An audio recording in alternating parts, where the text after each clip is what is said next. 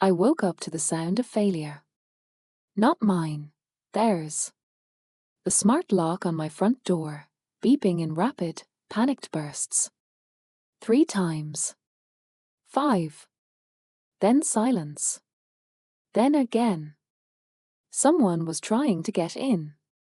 I lay there in the pre-dawn grey of my bedroom, staring at the ceiling, heart already racing. The lock beeped again. Denied.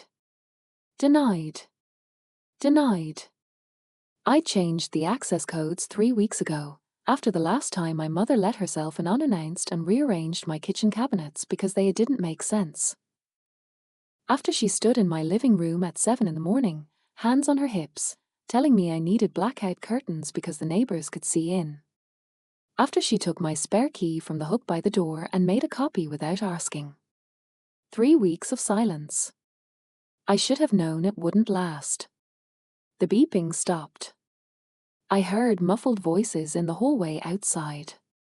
My mother's voice, high and insistent. Then my brother's, lower, angrier. I reached for my phone on the nightstand. 6:47 a.m. Saturday morning. Then the pounding started. Not knocking. Pounding. The whole door shuddering in its frame. Logan's voice, louder now. Claire, open the door. We know you're in there. I sat up, pulse hammering in my throat. This wasn't normal. Even for them, this wasn't normal. Claire. My mother now, shrill and commanding. Open this door right now. We need to talk to you. I grabbed my phone and opened the security app.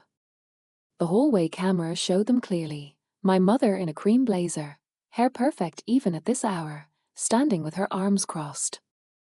My father behind her, hands in his pockets, face unreadable. And Logan, my 27-year-old brother, shoulder against my door, preparing to ram it again. I started recording. Claire, I swear to God, a Logan threw his weight against the door. The deadbolt held, but the sound reverberated through my bones. I was out of bed, pulling on sweatpants, hands shaking. This was my condo. My home.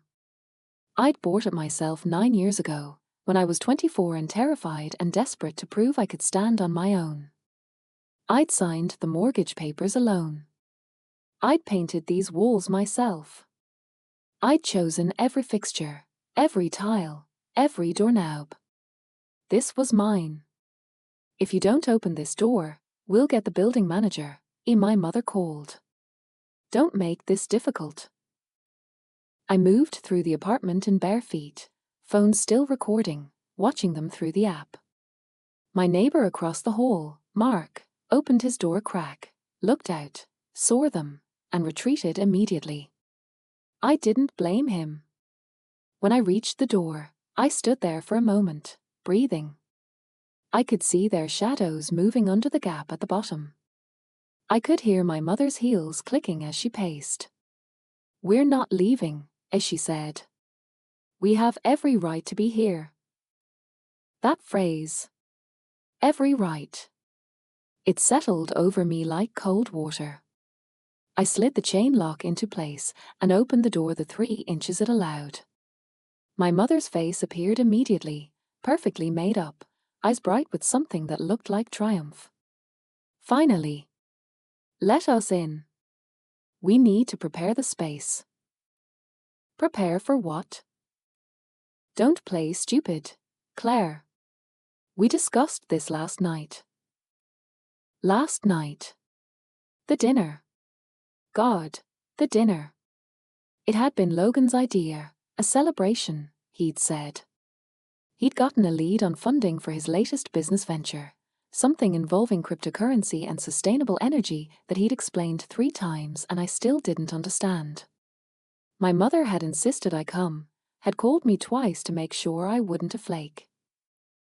I'd worked a 12-hour day finishing a client presentation, but I went, because that's what I did. I showed up. The restaurant had been expensive, downtown, the kind of place with Edison bulbs and small plates that cost $30. Logan had been expansive, gesturing with his wine glass, talking about his vision. My father had nodded along, asking occasional questions. My mother had smiled that tight, proud smile she reserved for moments when she felt she was being watched. And then, during the toast, she'd said it. To Logan, she'd raised her glass, who's finally going to make something of himself. And to Claire, who's been kind enough to keep the condo warm for him until he's ready. I'd frozen. Glass halfway to my lips. Around the table, everyone laughed, light, knowing laughter. My father chuckled. Logan grinned. My mother's eyes met mine over the rim of her glass, and there was nothing warm in them. What? I'd said quietly. Oh, don't be dramatic, and my mother had waved her hand. You knew this was always temporary. You're 33, Claire. You're not going to be single forever. When you get married, you'll move in with your husband. Logan needs a base of operations, and the condo is perfect. The condo is mine. Legally, for now, yes. But families share. That's what we do. And you've had it long enough. I'd set my glass down carefully, watching it. I'm not giving Logan my condo. We're not asking you to give him anything. Just transition it. We'll handle the paperwork. It makes sense. He needs the downtown location for networking. You'll be fine in a smaller place. Something in the suburbs maybe. Closer to us. The rest of the dinner had blurred. I'd excused myself early, claiming a headache. No one had tried to stop me. Now, standing at my door with the chain lock between us, I understood. Last night hadn't been a joke. It had been an announcement. They'd already decided. Sometime in the past months or years, in conversations I wasn't part of, they decided that my home, belonged to Logan. That my 9 years of mortgage payments were just temporary stewardship. That I was just keeping it warm. Let us in, my mother said again. We have papers for you to sign. Papers. Transfer papers. Don't worry, we had a lawyer draw them up. Everything's legal. You'll be compensated fairly. Behind her, my father shifted. He wouldn't look at the door, at me. Logan was staring at his phone, jaw tight. No, I said. My mother's smile thinned. Claire. Don't be childish. This is what's best for everyone. This is my home. I bought it. I own it. You're not coming in. Actually, Logan spoke up, stepping closer. We already checked with the building. Since you gave us keys before, we have tenant rights. You can't just kick us out. You don't live here. You've never lived here.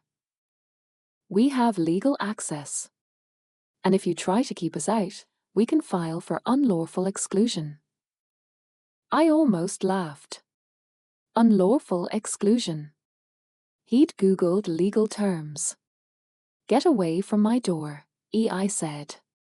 Claire, and my father finally spoke, his voice that low, reasonable tone that always made me feel like I was being irrational. Let's all calm down. We're family. We can work this out like adults. I am an adult. This is my property. You need to leave. Not until you sign the papers, and my mother said, and her voice had gone cold now, that ice I knew so well. We didn't drive all the way here at dawn to be turned away. You're going to open this door, you're going to invite us in, and we're going to settle this properly. I have the deed, I said. My voice was shaking. I hated that. I have the mortgage statements. My name is on everything. This condo is mine. Then you won't have any problem proving it, Logan said. So let us in and show us. And there it was. The trap. If I let them in to prove ownership, they'd be inside. They'd stay.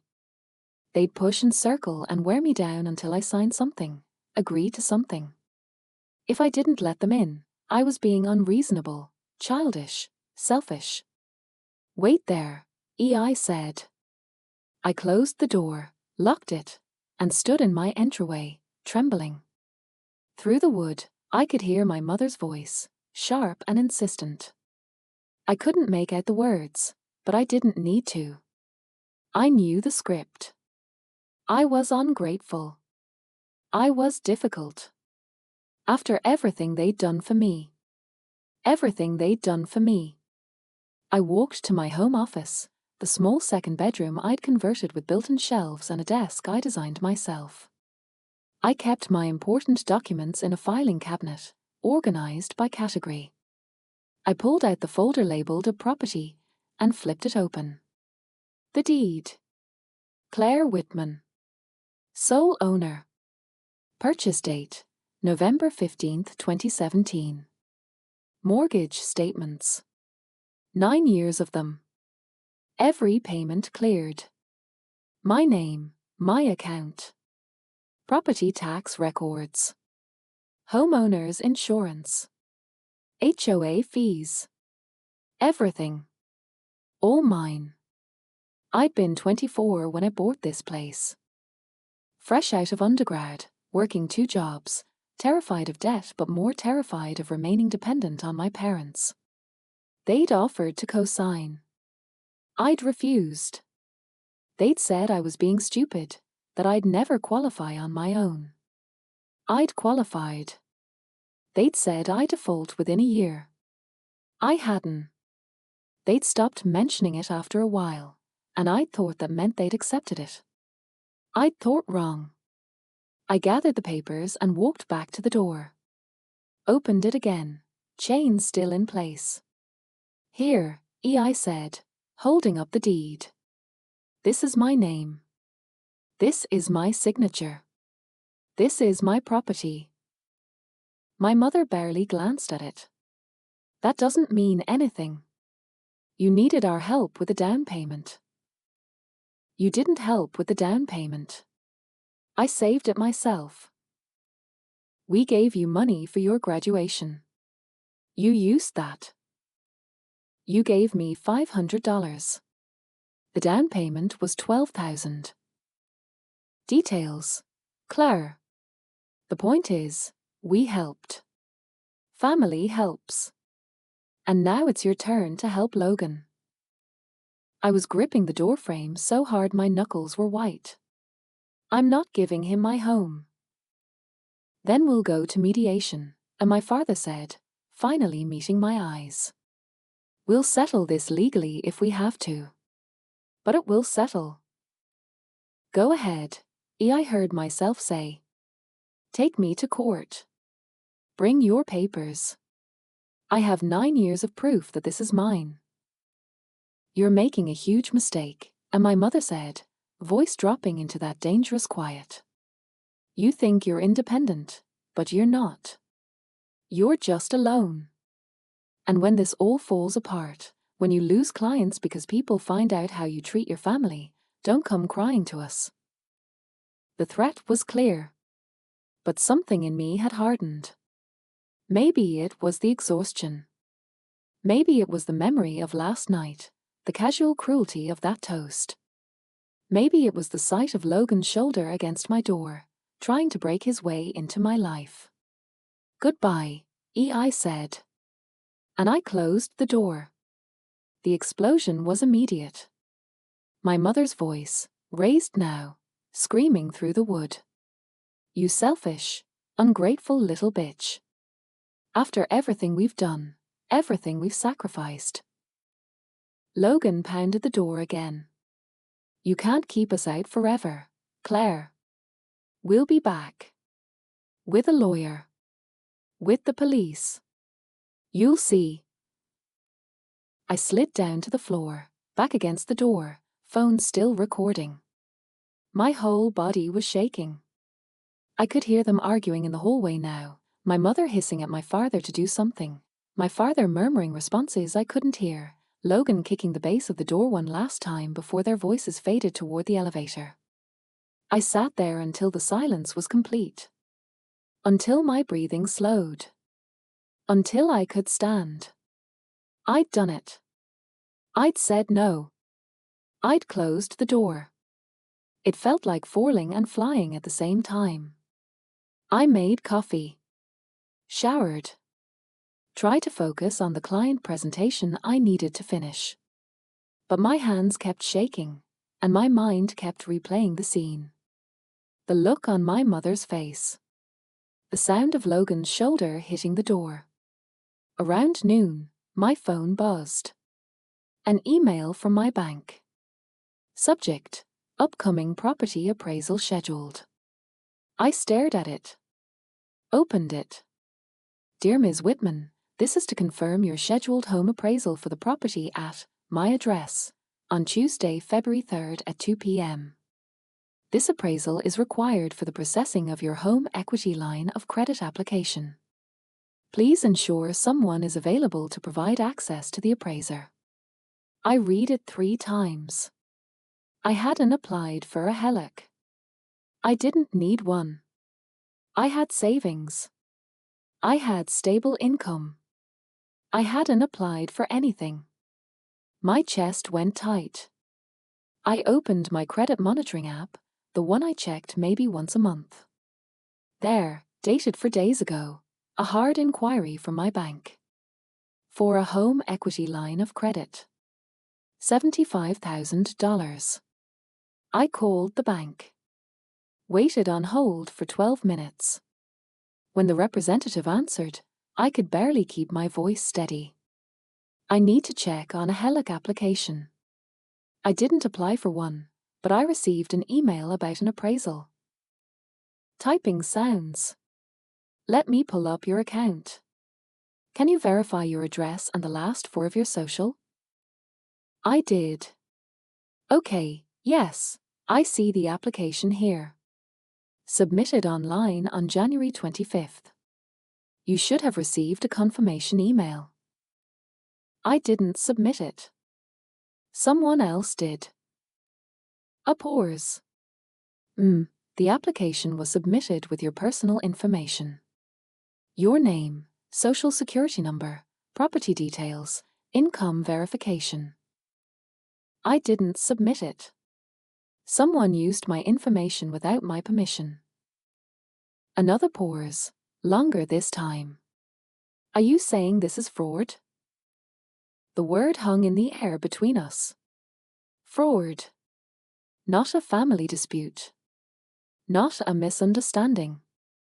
Fraud. Yes, I said. I think so. Okay. I need to transfer you to our fraud department. Please hold. More hold music. My mind was racing. The papers my mother had mentioned. The ones she wanted me to sign. They must have been for this, authorization forms, maybe, or documents to legitimize the application after the fact. They tried to get into my condo this morning to force me to sign them before I realized what was happening. But how had they even started the application? They'd need my social security number, my income information, Oh God. My mother had my social security number. She'd filed my taxes for me for years, back when I was in college and just after, insisting it was easier if she handled it. She had access to my income information through those old returns. She had photos of my driver's license from when she'd made copies for emergencies. She'd probably kept every piece of documentation about me, just in case. Just in case she needed to commit identity theft. Fraud department, this is Kevin speaking. I explained everything. The email. The inquiry. the fact that I hadn't applied. Kevin's voice was professional, patient. He asked me questions. When had I last checked my credit? Had I noticed any other unusual activity? Did I know who might have accessed my information? Yes, I said. I think it was my mother. A beat of silence. Your mother? She has my personal information. She was at my door this morning trying to force me to sign papers. I think the application was already submitted, and she needed me to sign authorization forms to make it legitimate. I see. Kevin's tone shifted, became more careful. Ms. Whitman, I'm going to flag this application as fraudulent and cancel the appraisal. I'm also going to send you information about placing a fraud alert on your credit report. But I need to tell you, if you want to pursue this officially, you'll need to file a police report naming the person who committed the fraud. I understand. Even if that person is a family member. I understand. But I didn't. Not really. Not yet. I didn't understand what it would mean to name my mother in a police report. To make this official. To cross that line from family conflict into criminal accusation. Kevin walked me through the steps. I cancelled the appraisal. I placed a fraud alert. I froze my credit at all 3 bureaus. And then I sat at my kitchen counter, staring at my phone, at the number for the Denver Police non-emergency line. 1 call. That's all it would take. 1 call, and this would become real in a way I couldn't take back. I didn't make the call. Not yet. Instead, I forwarded the bank email to myself 3 times, saved screenshots, and backed everything up to cloud storage. Evidence. Just in case. The rest of the weekend passed in a strange, suspended silence. I waited for them to come back, but they didn't. No calls. No texts. Nothing. On Monday, I tried to work. I had a consultation scheduled with a new client, a tech startup looking for brand identity development. It should have been exciting. Instead, I sat through the meeting barely able to focus, nodding at the right moments, taking notes I'd have to decipher later. That evening, my mother came back. No warning. Just a knock on the door at 7 p.m. I checked the camera. She was alone this time, wearing a different blazer, carrying her handbag. She looked calm. I didn't open the door. Claire, I know you're home. Your car is in the garage. I stayed silent, watching her through the app. The appraiser is coming Tuesday. Someone needs to be here to let them in. I can do it if you're going to be difficult. So she didn't know I'd cancelled it. I'm just trying to help you, as she continued, voice going softer. More wounded. You're clearly overwhelmed. You're not thinking straight. Let me handle this. Let me take care of you, the way I always have. I opened the door. No chain this time. I stood in the doorway, and I looked at her directly. I cancelled the appraisal, I said. I reported the HELIC application as fraud. I froze my credit. And if you come back here again, I'll file a police report. Her face went through a series of expressions: surprise, anger, calculation, and finally, something cold and smooth.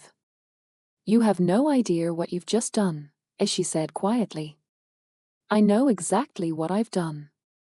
I've protected my property and my identity from theft. We're your family, Claire. You can't report family. Watch me.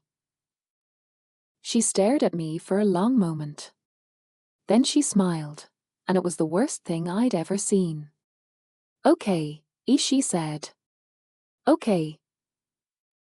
She turned and walked away, heels clicking on the tile floor. I closed the door and locked it, and I knew with absolute certainty that this wasn't over. The first review appeared Tuesday morning. 1 star on my business Google listing. The username was generic, Jennifer K. but the language was specific. Hired Claire Whitman for a brand consultation. She was unprofessional, missed deadlines, and became hostile when given feedback. Would not recommend. Very difficult to work with and clearly has personal issues that affect her work. Save your money. I'd never worked with anyone named Jennifer K. I checked my client roster going back 3 years. Nothing. By Wednesday, there were 2 more. Different usernames, similar language. Unprofessional. Difficult. Personal issues. Thursday, a client call to a poor ZR project. A rebrand for a local restaurant chain, my biggest contract in 6 months. The owner was apologetic but firm. We've just been made aware of some concerning reviews, he said. And there are some posts on social media about your business practices. We need to protect our reputation. I'm sure you understand. What posts? I'll forward you the links. The links led to posts on a Denver small business forum and a women entrepreneurs Facebook group. The username was a concerned client 2025, but the writing was unmistakable. My brother's phrasing, my brother's syntax. Vague accusations about breach of contract, unpaid debts to suppliers, ethical violations. Nothing specific enough to be clearly false, but damaging enough to raise doubts. I reported the reviews as fraudulent. I reported the social media posts. But the damage was spreading faster than I could contain it. Another client emailed to say they were going in a different direction. A promising lead stopped returning my calls. My business, the thing I'd built from nothing, the thing that had sustained me for 5 years, was being systematically destroyed. I called my Aunt Diane. She was my father's sister, 15 years his junior, the one person in the family who'd always treated me like an adult. We weren't close, she lived in Boulder, and we maybe talked 3 times a year, but when I explained what was happening, her response was immediate. Jesus Christ, Claire. This is felony behavior. It's my mother. I don't care if it's the Pope. Identity theft is a felony. Defamation could be civil liability. And that Hellock? If she'd succeeded, you'd be on the hook for $75,000 you never borrowed. I know. Have you filed a police report? Not yet. Why not? I didn't have a good answer. Because she's my mother. Because I'm afraid. Because I still hope this will somehow resolve without burning everything down. Claire, Diane's voice was gentle now, they're not going to stop. People like Elaine don't stop when you set boundaries. They escalate. You need to protect yourself legally. If I file a report, that's it. That's the end of any relationship with them. Honey, I think that relationship ended the moment she stole your identity. You're just catching up. I spent the next week building my case. I compiled everything. The video recording from Saturday morning, with audio of Logan threatening to break down the door. The bank emails about the fraudulent Hellock application.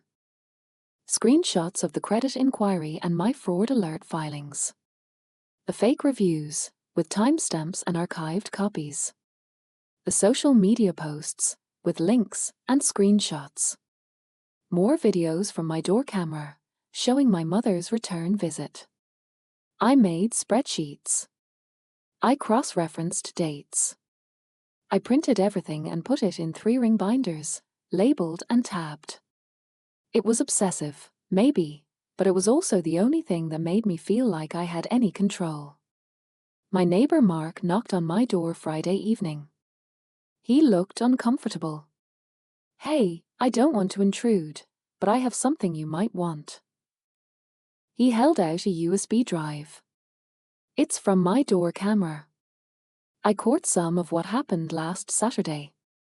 The audio's pretty clear. I took the drive, throat tight. Thank you. My sister went through something similar.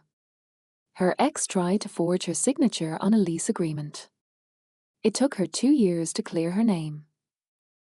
He met my eyes. Document everything. And don't let them make you feel crazy. That night, I made a decision. Saturday morning, my mother texted me, family meeting. Sunday 4 p.m. Our house. Non-negotiable. I responded, I'll be there. I spent Sunday morning rehearsing. What I'd say. How I'd say it. I dressed carefully, business casual, professional, the armor of competence. I loaded the binders into my car. 3 of them, heavy and damning. My parents lived in Lakewood, in a brick 2-story with a manicured lawn and a 3-car garage. The house I'd grown up in. I pulled into the driveway at 3:58 p.m. and sat in my car for 2 minutes, breathing. Then I grabbed the binders and walked to the door. My mother answered. She looked surprised to see the binders, but she recovered quickly, smile sliding into place. Good. You came. Come in. The living room looked the same as always. Cream furniture. Glass coffee table. Staged for guests who never came. My father sat in his usual chair. Logan was on the couch, phone in hand. They all looked at me as I entered. Sit, my mother said, gesturing to the love seat. I remained standing. I brought some things to show you, I said, and set the binders on the coffee table. My mother's smile thinned. Claire, we called you here to discuss a path forward. We don't need. This first binder, I opened it. It contains documentation of the fraudulent HELOC application, bank correspondence, credit report inquiries, and the fraud report I filed. This is identity theft. It's a federal crime with a penalty of up to 15 years in prison and a $250,000 fine. The room went very still. The second binder contains evidence of defamation and harassment. Fake reviews. Social media posts. Screenshots with timestamps. Also potential legal action. My father leaned forward, looking at the pages. His face changed. And the third binder contains video and audio recordings from the incidents at my condo, including threats, attempted forced entry, and statements that could constitute conspiracy to commit fraud. Logan dropped his phone. What the hell, Claire? I'm not finished.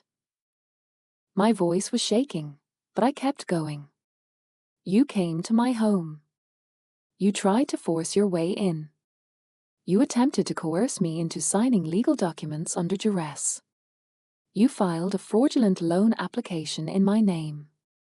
And when I refused to comply, you launched a campaign to destroy my business and my reputation. We're your family, and my mother said. Her voice was ice. Then you should have treated me like family instead of a resource to exploit. My father was reading the bank documents, page after page. When he looked up at my mother, his expression was something I'd never seen before. Elaine. You used her social security number? It's not. It's more complicated than. Did you or did you not file a loan application in Claire's name without her permission? My mother's jaw tightened. I was trying to help Logan. He needed capital. Claire has equity just sitting there doing nothing. That's not your equity, I said. That's not your home. That's not your life to make decisions about. You wouldn't help him, My mother snapped. You wouldn't even consider it. So yes, I took steps. For family. Because that's what family does.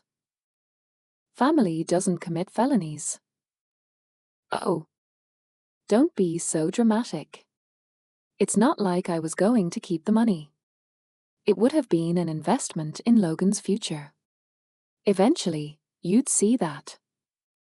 Eventually? After I was $75,000 in debt that I didn't agree to? My father set the papers down carefully. He looked older suddenly. Elaine. You can't do this. Don't start. You agreed Logan needed help. I agreed he needed help finding a job. Not, he gestured at the binders, and not this. Not fraud. It's only fraud if she presses charges, and my mother said, turning to me. And she won't. Because if she does, I'll make sure everyone in Denver knows what kind of daughter she is. Every client. Every business contact. I'll make sure she never works in this city again. The threat hung in the air. And I realized, looking at her face, so certain, so controlled, that she really believed it would work. She believed I'd fold. That I'd always folded before. I have 3 conditions, I said. If you meet them, I won't file a criminal complaint. My mother's smile returned. I knew you'd be reasonable. 1. Complete no contact. No calls, no texts, no emails, no showing up at my home or workplace. You don't speak to me, about me, or anywhere I might hear it. Claire. 2. You retract every false review and social media post. Publicly. With apologies. Logan made a sound of protest. I ignored him. 3. You sign a notarized statement acknowledging that I am the sole owner of my property, that you have no claim to it, and that any future attempt to access my financial information or property will result in immediate legal action. You can't be serious, my mother said. If you don't agree to all 3 conditions, I'm filing a police report tomorrow. I'm naming you specifically, Mom. Identity theft. Fraud. Attempted theft by deception. And I'm pursuing a civil suit for the damage to my business. You'd really do that? To your own mother? You really stole my identity. So yes. My father stood up. We'll agree to the conditions. Richard. We'll agree, he said again, voice hard. Because the alternative is our son watching his mother go to prison. Sign the papers, Elaine. Fix what you broke. My mother stared at him. Then at me. Her expression went through that familiar cycle. Rage, calculation, wounded innocence. Finally, she stood. Fine. But don't come crawling back when you're alone and you realize what you've thrown away. Don't come crying to me when you need help and there's no one left who cares about you. I won't, I said. I left the binders on the coffee table.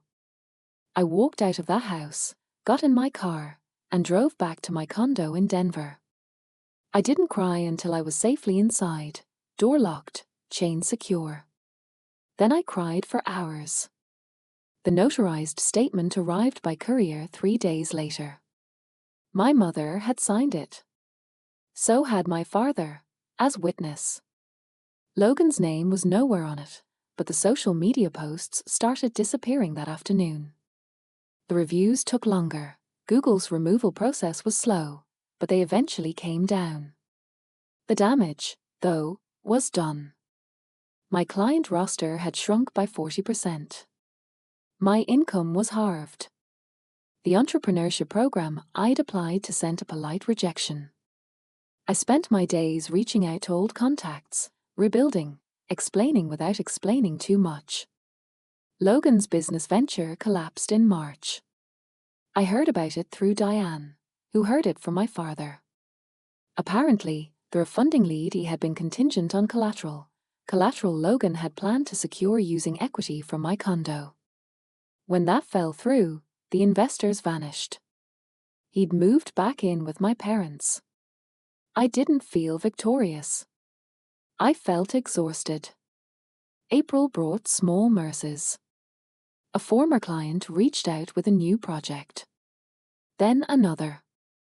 A design blog interviewed me about sustainable branding practices, and the article got decent traffic. People started following my work again, cautiously. In May, I applied to a regional entrepreneurship program, smaller than the one that had rejected me, but well respected. A 10-week intensive for independent consultants looking to scale their businesses. I didn't tell anyone I'd applied. I barely let myself hope. The acceptance letter came in June. They wanted me to present my business case at the opening session, in front of peers, mentors, and potential investors. A showcase for emerging entrepreneurs. I said yes. The conference was held at a hotel in the Denver Tech Center. Professional, well-attended, the kind of event I used to dream about being part of. I arrived early, wearing a dress I'd bought specifically for this. Professional, confident, mine. My presentation was loaded on my laptop. My notes were memorized. I was ready. The session before mine ran long, so I waited in the hallway, watching people network over coffee. Entrepreneurs. Business owners. People who'd built something from nothing and were still building. And then I saw them. My parents. Walking through the lobby. My mother in a navy suit, my father beside her, looking uncomfortable. They hadn't seen me yet. My first instinct was to hide. To run. To find another entrance and avoid the confrontation entirely. But then I thought, no. No. This is my space. My achievement. Mine. I stayed where I was. They saw me as they approached the conference room doors.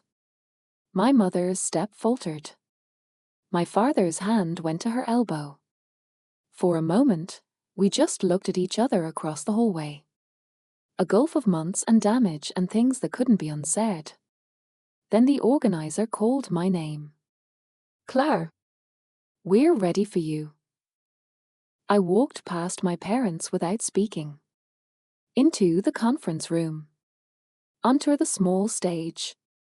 I connected my laptop to the projector, and my title slide appeared on the screen behind me. Building Sustainable Design Practices, a Case Study in Resilience. I looked out at the audience. 50 people, maybe. Strangers, mostly. But also my parents, sitting in the back row, watching. I started talking. I talked about my business. About the challenges of independent consulting. About losing clients and rebuilding trust. About the importance of documentation, boundaries, and knowing your worth. I didn't mention my family specifically. I didn't need to. The presentation lasted 20 minutes. When I finished, there was applause. Real applause. Questions from the audience. Smart questions. Engaged questions. A woman from a venture fund asked for my card. A mentor from the program said she'd like to meet for coffee. I answered questions. I networked. I existed in this space as myself, completely myself, without shrinking or apologizing or deferring. When I finally made it back to the lobby, my parents were waiting. My mother spoke first. That was a good presentation. Thank you. We didn't know you'd be speaking here. We came because Richard's company sponsored the event. I see. An awkward pause. My father cleared his throat. Claire, we'd like to talk. If you're willing. Maybe we could get coffee, and start over. I finished. He nodded. I looked at them both. My mother, polished and controlled. My father, uncomfortable and complicit. These people who raised me, damaged me, and couldn't understand the difference. Maybe someday, I said. But not today. And not until you understand that starting over doesn't mean forgetting what happened. It means acknowledging it. Taking responsibility for it. Giving up control. We just want to be in your life, and my mother said, and her voice almost sounded genuine. You had that opportunity. You chose to try to steal from me instead. Claire. I need to go. I have meetings scheduled. I walked away. Out of the hotel. Into the parking lot. Into my car. I sat there for a moment, hands on the steering wheel, breathing. They'd come. They'd seen me succeed. They'd asked for reconciliation on their terms, and I'd said no. And I felt fine. Not triumphant. Not vindicated. Just fine. I drove home to my condo. My home. The space I'd defended. I unlocked the door with my key, the code I'd chosen, the security system only I controlled. Inside, everything was exactly as I'd left it. My furniture. My books. My carefully chosen paint colors and light fixtures and the life I'd built, piece by piece, against every obstacle. I made dinner. I worked on a client proposal. I watered my plants. And for the first time in longer than I could remember, I felt completely, quietly free.